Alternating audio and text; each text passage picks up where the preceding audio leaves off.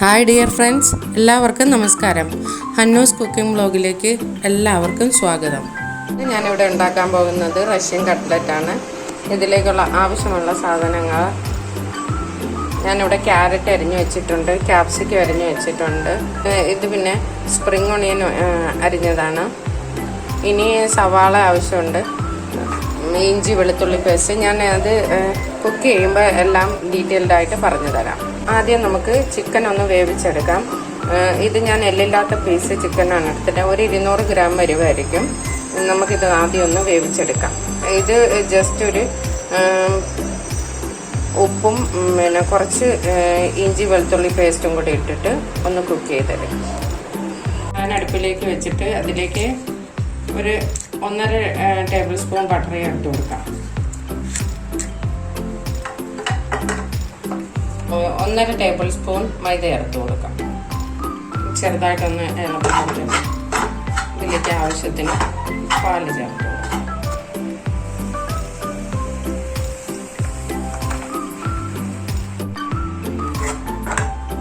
നല്ലതുപോലെ ഒന്ന് കുത്തിയെടുക്കാം.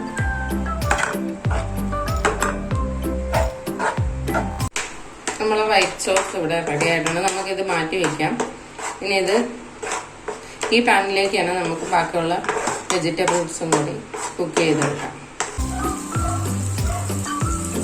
1/4 table spoon butter ചേർത്ത് കൊടുക്കാം പാനിലേക്ക്. പിന്നെ അരിഞ്ഞു വെച്ചിരിക്കുന്ന വെജിറ്റബിൾ ചേർത്ത് കൊടുക്കാം. Carrot, capsicum, spring onion, green chilli,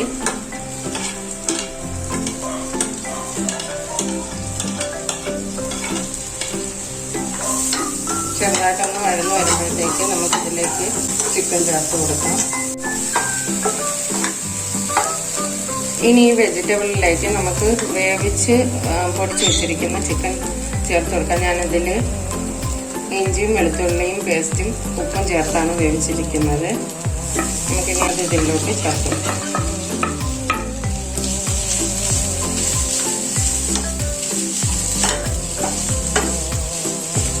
ആവശ്യത്തിന് കുരുമുളക് പൊടി ഇട്ട് കൊടുക്കാം. ഒരു 1/4 ടീസ്പൂൺ മുളക് പൊടി ഇട്ട് കൊടുക്കാം. കുറച്ച് ചില്ലി ഫ്ലേക്സ് ഇട്ട് കൊടുക്കാം.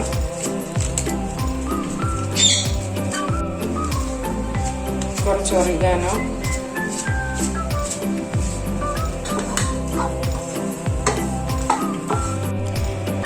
ഇതൊരു ചെറിയ 2 ഉരുളക്കിഴങ്ങും പുഴുങ്ങി പൊടിച്ചു വെച്ചതാണ്. ഇനി അതും കൂടി നമുക്കിതിലേക്ക് ചേർത്ത് കൊടുക്കാം.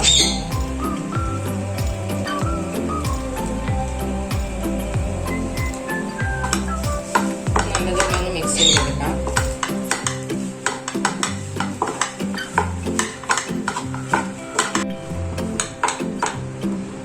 ഇപ്പൊ ഇവിടെ മിക്സ് റെഡി ആയിട്ടുണ്ടെങ്കിൽ നമുക്കിത് ഫ്ലെയിം ഓഫ് ചെയ്യാം. ഈ ചൂടാറിയ മിക്സിലേക്ക് നമുക്ക് ആവശ്യത്തിന് ചീസ് ചേർത്ത് കൊടുക്കാം. ചീസ് കുറച്ചധികം തന്നെ ചേർക്കണം. ഒരു മുട്ട ഗ്രേറ്റ് ചെയ്ത് ചേർത്ത് കൊടുക്കാം. നല്ലതുപോലെ ഒന്ന് മിക്സ് ചെയ്ത് കൊടുക്കാം. വൈറ്റ് സോസും കൂടി ചേർത്ത് കൊടുക്കാം. അതിനകത്ത്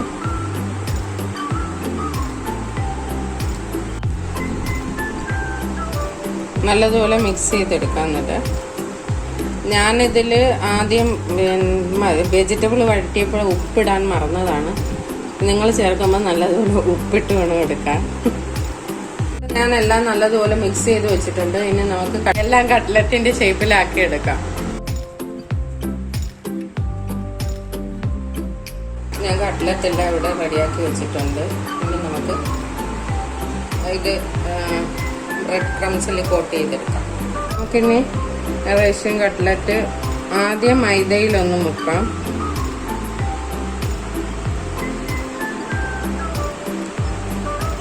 എന്നിട്ട് എഗ്ഗിൽ ഡിപ്പ് ചെയ്യാം.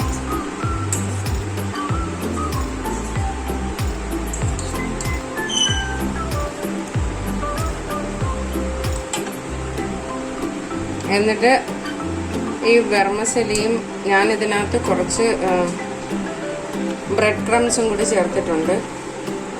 അത് അതിനകത്ത് കോട്ട് ചെയ്തിരിക്കാൻ വേണ്ടിയിട്ടാണ് ഞാനത് ചേർത്തിരിക്കുന്നത്. നിങ്ങൾക്ക് വേണ്ടെങ്കിൽ അത് ഒഴിവാക്കാവുന്നതാണ്.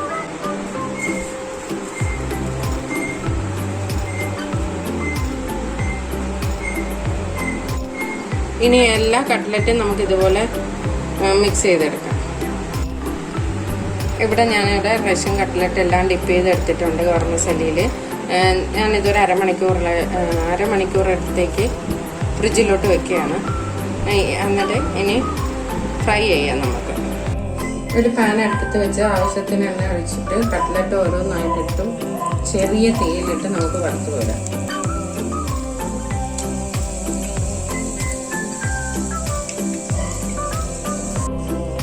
ഇപ്പം നമ്മുടെ റഷ്യൻ കട്ട്ലറ്റ് ഇവിടെ റെഡി ആയിട്ടുണ്ട്. എല്ലാവരും ട്രൈ ചെയ്ത് നോക്കണം.